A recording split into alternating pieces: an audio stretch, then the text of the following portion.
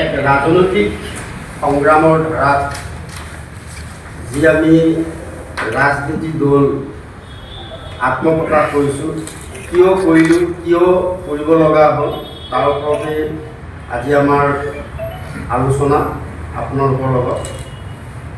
প্ৰথম কথা হ'ল যে বিগত 15 বছৰে কংগ্ৰেছ চৰকাৰ আছিল আৰু কংগ্ৰেছ চৰকাৰ থকাৰ সময়ত অসমৰ বিভিন্ন জিলাত, বিশেষকৈ গুৱাহাটী মহানগৰীত যিখিনি পট্টাবিহীন লোক আছিল, সমগ্ৰ অসমত 40 লাখ আজি আমাৰ পট্টাবিহীন মানুহ আছে।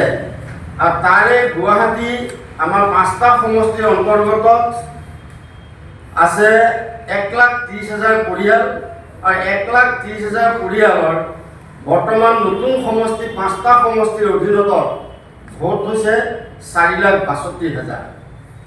গতিকে এই 4,62,000 ভোট আৰু আদাৰ ডিষ্ট্ৰিক্টত বাকী ভোটখিনি লৈ কংগ্ৰেছে হওক বা বিজেপিয়ে হওক দিছপুৰ দখল কৰিছিলে, দিল্লী দখল কৰিছিলে। এতিয়া প্ৰশ্ন হ'ল যে বিগত 15 বছৰ কাল কংগ্ৰেছে চৰকাৰ কৰিলে, আৰু কংগ্ৰেছ যেতিয়া নিৰ্বাচন আহে, নিৰ্বাচনৰ আগত এই পট্টাবিহীন লোকসকলক তেওঁলোকে কথা দিছিলে, প্ৰতিশ্ৰুতি দিছিল যে আপোনালোকে আপোনালোকৰ ভোটখিনি দি নিৰ্বাচিত কৰি দিয়ক, আৰু আমি আমাৰ চৰকাৰ হোৱাৰ পিছত আপোনালোকক আমি ভূমিপট্টা দিয়াৰ ব্যৱস্থা গ্ৰহণ কৰিম। এতিয়া 15 বছৰ কংগ্ৰেছ চৰকাৰ গ'ল, এতিয়া দেখিলোঁ যে 15 বছৰ কংগ্ৰেছ চৰকাৰে এই যে আমাৰ 1,30,000 পৰিয়াল আছে গুৱাহাটীত, এইসকলক পট্টা দিয়াৰ ব্যৱস্থা গ্ৰহণ নকৰিলে। তেতিয়া বিজেপিয়ে কথা দিলে, এই 1,30,000 পৰিয়ালক বিজেপিয়ে কথা দিলে যে আমাক ভোট দিয়ক, এবাৰ আমাৰ চৰকাৰ আহিব, আৰু আমাৰ চৰকাৰ আহিলে আপোনালোকক চৰকাৰ অহাৰ পিছতেই আপোনালোকক বিশেষকৈ গুৱাহাটীত যিখিনি আমাৰ অসমীয়া খিলঞ্জীয়া লোক, অৰ্থাৎ চৰকাৰী ভূমিৰ ওপৰত বসবাস কৰি আছে যুগ যুগ ধৰি, তেওঁলোকক পট্টা দিয়াৰ ব্যৱস্থা কৰিম।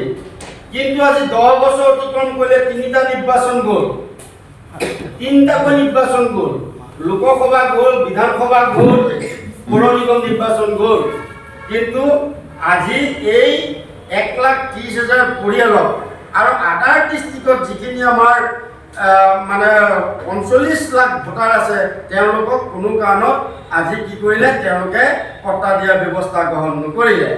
তাৰ বিপৰীতে বৰ্তমানৰ বিজেপি চৰকাৰখনে অসমীয়া বিৰোধী অৰ্থাৎ জনবিৰোধী তেওঁলোকে আচৰণ অৱলম্বন কৰিলে, য'ত তেওঁলোকে কি কৰিলে যে আজি 3 মাহৰ আগত তেওঁলোকে বসুন্ধৰা মিছন কৰিলে, যে বসুন্ধৰা মিছনৰ জৰিয়তে ভূমিপট্টা দিয়া হ'ব। কিন্তু বসুন্ধৰা মিছনৰ জৰিয়তে যিখিনি ভূমিপট্টা দিম বুলি ক'লে, সেই মানুহখিনিৰ বিপৰীতে এতিয়া কি কৰিলে আপোনালোকে নিশ্চয় গম পোৱা নাই। এই যে অসমীয়া মানুহখিনিৰ বিপৰীতে পট্টা দিয়াৰ বিপৰীতে তেওঁলোকে এখন এতিয়া আইন কৰিলে, অৰ্থাৎ গাইডলাইন কৰিলে, গাইডলাইনৰ পিছত আইনত পৰিণত কৰিলে যে যিসকল গুৱাহাটীৰ নংকে মাটিত, পাহাৰ অঞ্চলৰ মাটিত, একচনা মাটিত বসবাস কৰি আছে, তেওঁলোকক বসুন্ধৰা 2.0ত তেওঁলোকক আবেদন কৰাটো বন্ধ কৰি দিলে, যে আবেদন কৰিব নালাগে। অৰ্থাৎ কি হ'ল, তেওঁলোকে আজি পট্টা নিদিয়ে, এই মানুহখিনিক পট্টা নিদিয়াৰ এটা ব্যৱস্থা গ্ৰহণ কৰিলে। তে আজি আমি বিজেপি চৰকাৰেও আমাক ঠগ প্ৰবঞ্চনা কৰিলে, কংগ্ৰেছ চৰকাৰেও ঠগ প্ৰবঞ্চনা কৰিলে। তে আজি আমাৰ 40 লক্ষ যিখিনি আমাৰ পৰিয়াল আছে, এই পৰিয়ালখিনি আমি ভোট কাক দিম? গতিকে আমি 40 লক্ষ পৰিয়ালৰ মানুহে যোৱা 14 ডিচেম্বৰত আমি এখন ৰাজনৈতিক অভিৱৰ্তনৰ সিদ্ধান্ত গ্ৰহণ কৰিলোঁ যে আমাৰ ভোটখিনি আমি লৈ আমি এক ৰাজনৈতিক সংগ্ৰাম কৰাৰ আমি প্ৰস্তুত কৰিব লাগিব। আৰু সেইকাৰণে আমি ৰাজনৈতিক সংগ্ৰাম কৰাৰ কাৰণে আমি ভূমি অধিকাৰ পাৰ্টি অৰ্থাৎ বিজেপি অসম বুলি আমি এক আঞ্চলিক ৰাজনৈতিক দল আত্মপ্ৰকাশ কৰিছোঁ।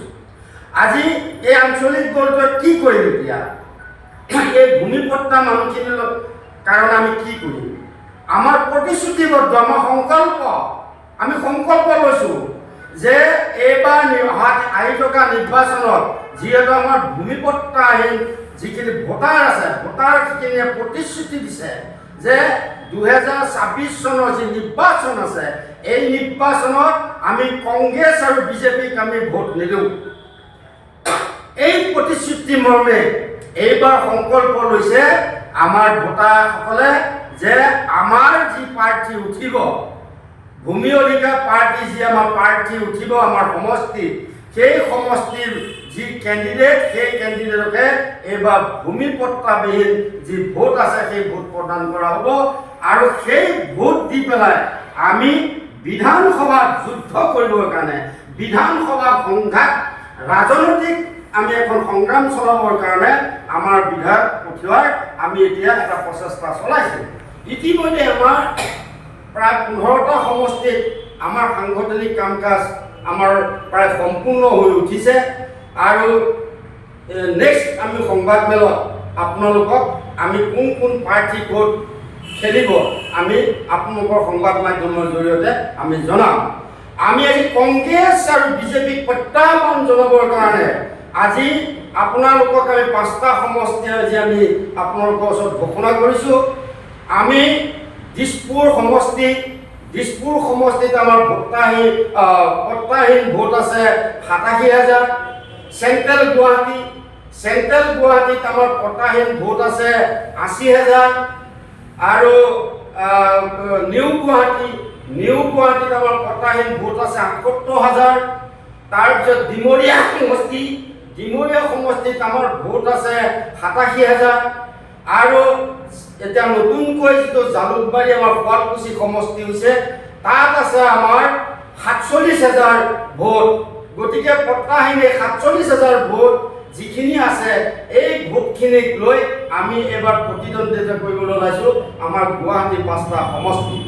আৰু বাকী আদাৰ ডিষ্ট্ৰিক্টত যিখিনি আমাৰ ভূমিপট্টাহীন লোক আছে, তেওঁলোকক লগত লৈ পেলাই আৰু 10টা সমষ্টিত আমি ইতিমধ্যে খেলাৰ আমি প্ৰস্তুতি চলাইছোঁ। আমি ভূমি অধিকাৰ পাৰ্টীয়ে ইতিমধ্যে আদাৰ ডিষ্ট্ৰিক্টৰ সমষ্টি কেইটামান আমি ঘোষণা কৰিব বিচাৰিছোঁ। আমি মঙলদৈ খেলিম, শিৱসাগৰ খেলিম, ৰঙাপাৰা সমষ্টি খেলিম, মানকাছাৰ খেলিম, ধুবুৰী খেলিম, গোৱালপাৰা খেলিম আৰু কৰিমগঞ্জত এইকেইটা সমষ্টি আদাৰ ডিষ্ট্ৰিক্টত আমি খেলাৰ ইতিমধ্যে আমি প্ৰস্তুতি চলাইছোঁ আৰু আমি সিদ্ধান্ত গ্ৰহণ কৰিছোঁ। এতিয়া প্ৰশ্ন হ'ল যে তেওঁলোকে আমাক যিখিনি ঠগ প্ৰবঞ্চনা কৰিলে, আজি বিজেপিয়ে নিৰ্বাচনৰ আগত আমাক প্ৰতিশ্ৰুতি দিছিল, পট্টাবিহীন লোকক প্ৰতিশ্ৰুতি দিছিলে যে আপোনালোকে আমাক ভোট দিয়ক। স্বয়ং মুখ্যমন্ত্ৰীয়ে কৈছিলে যে আপোনালোক য'তেই বহি আছে আপোনালোক তাতেই থাকক, তাতেই আপোনালোকক আমি ভূমিপট্টা দিম। কিন্তু তাৰ বিপৰীতে এইজন মুখ্যমন্ত্ৰীয়ে হিমন্ত বিশ্ব শৰ্মাৰ নেতৃত্বত বিজেপি চৰকাৰে আমাৰ কাৰণে এখন জনবিৰোধী আইন তেওঁলোকে প্ৰস্তুত কৰি দিলে, য'ত আমি এতিয়া ভূমিপট্টা পাবলৈ সক্ষম নহওঁ। পাহাৰ অঞ্চলত আমি পট্টা নাপাওঁ, নন-কে মাটিত আমি পট্টা নাপাওঁ, একচনৰ মাটিত আমি পট্টা নোপোৱাৰ এখন আইন তেওঁলোকে প্ৰস্তুত কৰিলে। লাজৰ কথা হৈছে তেওঁলোকে গোটেই আইনখন যে এখন প্ৰস্তুত কৰিলে, এই আইনখন গুৱাহাটীবাসী কোনো মানুহৰ লগত আলোচনা নকৰাকৈ তেওঁলোকে এখন আইন প্ৰণয়ন কৰিছে, যিখন আইন গভৰ্ণৰে ইতিমধ্যে চহী কৰিছে। গভৰ্ণৰে চহী কৰাৰ পিছত সেই আইনত পৰিণত হৈছে। আৰু আপোনালোকে নিশ্চয় গম পাইছে যে যোৱা যিখন আমাৰ বিধানসভা বহি গ'ল, সেই বিধানসভাৰ প্ৰশ্ন উত্তৰত ৰাজমন্ত্ৰীগৰাকীয়ে স্পষ্টকৈ কৈ দিছে যে গুৱাহাটীত বাস কৰা যিখিনি মানুহ আছে, ভূমিপট্টাহীন আছে, অৰ্থাৎ নন-কে মাটি, একচনা মাটি, পাহাৰ অঞ্চলৰ মাটি, যিখিনি মানুহে তাত তেওঁলোকে ভোগ দখল কৰি আছে, সেই ভোগ দখল কৰি থকা মাটিখিনিত আমি পট্টা দিব নোৱাৰোঁ, যিহেতু আইনী বাধা আছে। যদি এতিয়া যিহেতু তেওঁলোকৰ কেবিনেট মন্ত্ৰী ৰাজহ মন্ত্ৰীগৰাকীয়ে যিহেতু স্পষ্ট কৰি দিছে যে যিহেতু আইনী বাধা আছে তেতিয়াহ'লে আমি পট্টা পাবলৈ সক্ষম নহওঁ, এইটো স্পষ্ট হৈ গৈছে। গতিকে স্পষ্ট হোৱাৰ পিছতে গুৱাহাটী যিখিনি আমাৰ 5টা সমষ্টিৰ অন্তৰ্গত যিখিনি আমাৰ পট্টাবিহীন আমাৰ জনসাধাৰণ আছে, লগে লগে আমাৰ জনসাধাৰণে প্ৰতিশ্ৰুতি কৰিছে, প্ৰতিজ্ঞা কৰিছে যে 2026 তোমালোকক আমি প্ৰত্যাহ্বান জনাম কংগ্ৰেছ আৰু বিজেপিক। আমাৰ এই প্ৰত্যাহ্বান জনাই আমাৰ ভূমি অধিকাৰ পাৰ্টি যাক প্ৰাৰ্থিত্ব প্ৰদান কৰিম, সেই প্ৰাৰ্থীক আমি বিপুল ভোটত জিকাই নি আমি দিছপুৰত এক ৰাজনৈতিক সংগ্ৰাম কৰাৰ বাবে ভূমি পট্টা পোৱাৰ কাৰণে ৰাজনৈতিক সংগ্ৰাম কৰাৰ কাৰণে আজি আমাৰ ভূমি পট্টাহীন লোকসকলে আজি সংকল্পবদ্ধ লৈছে আৰু প্ৰতিজ্ঞাবদ্ধ লৈছে আৰু প্ৰতিজ্ঞা কৰিছে যে ইহঁত ঠগ প্ৰবঞ্চক, কংগ্ৰেছে হওক বিজেপি দলে হওক, ইহঁত অসমীয়া জনবিৰোধী, ইহঁতে অসমীয়াৰ স্বাৰ্থত কাম নকৰে। কাৰণ তাৰ জ্বলন্ত প্ৰমাণ দি দিছে যোৱা বিধানসভাত ৰাজহ মন্ত্ৰীগৰাকীয়ে। ইয়াত চাৰ প্ৰমাণ লাগে নেকি? তেওঁলোকে নিজেই প্ৰমাণ দি দিছে। তাৰপিছতো যদি বিজেপি নেতা কালি নেতাই আমাৰ ভূমি পট্টাহীন লোকৰ ওচৰত ভোট ভিক্ষা কৰিবলৈ যায়, তাত চাৰ চৰমৰ কথা, লাজৰ কথা নাই। মই আজি সংবাদমেলৰ জৰিয়তে মই বিজেপি নেতা, কংগ্ৰেছৰ নেতা, পানী নেতাসকলক সকীয়াই দিব বিচাৰিছো, যদি আপোনালোকৰ লাজ চৰম আছে ভূমি পট্টাহীন লোকৰ ওচৰত, আপোনালোকে ভূমি পট্টাহীন লোকৰ ওচৰত আপোনালোকে ভোট ভিক্ষা কৰিবলৈ নাযাব, যদি আপোনালোকৰ লাজ চৰম আছে।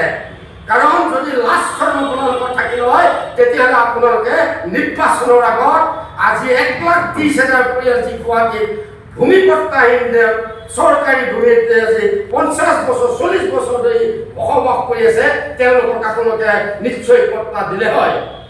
তাৰ কাৰণে আজি আমি প্ৰত্যাহ্বান জনাইছো কংগ্ৰেছ আৰু বিজেপি, আহি থকা 2026 তাৰ ফল ভোগ কৰিব লাগিব কংগ্ৰেছ আৰু বিজেপিয়ে। কাৰণ আপোনালোকক এটা সমীক্ষা দি দিছো, আপোনাৰ দিছপুৰ সমষ্টিত আছে 3,82,000 ভোট টোটেল, আমাৰ ভোট আছে 1,02,000 পট্টাবিহীন। কোন জিকিব সমীক্ষা কৰক আপোনালোকে। 75,000 ভোট আমাৰ পক্ষত যদি পৰি যায়, 75,000 ভোট লাভ কৰি আমাৰ প্ৰাৰ্থী আমি দিছপুৰলৈ পঠাৰ ক্ষমতা আজি আমাৰ হাতত আছে, আমাৰ হাতত সেই ক্ষমতা আছে। তাৰ প্ৰত্যাহ্বান জনাই আছো আমি 2026 চনত আমাৰ এই ভূমি অধিকাৰ পাৰ্টি বিএপি অসমে সুধিব গোটেইখিনি কথা আপুনি ক'লেই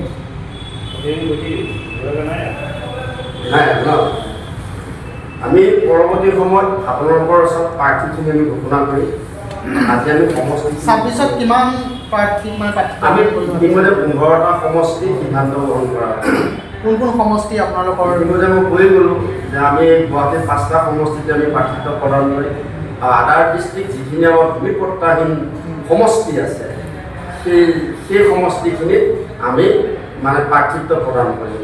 যেনে ইতিমধ্যে মই 6টা সমষ্টিৰ কথা কৈ গ'লোঁ। আমি শিৱসাগৰ কৰিম, প্ৰাৰ্থিত্ব প্ৰদান কৰিম, মংগলদৈ আমি প্ৰাৰ্থিত্ব প্ৰদান কৰিম, আমি ধিং সমষ্টিত প্ৰাৰ্থিত্ব প্ৰদান কৰিম, ৰূপহী সমষ্টিত আমি প্ৰাৰ্থিত্ব প্ৰদান কৰিম, তাৰপিছতে এইফালে আপোনাৰ মানকাছাৰত দিম, ধুবুৰীত দিম, গোৱালপাৰাত দিম, মঙলদৈত দিম আৰু ৰঙাপাৰাত দিম।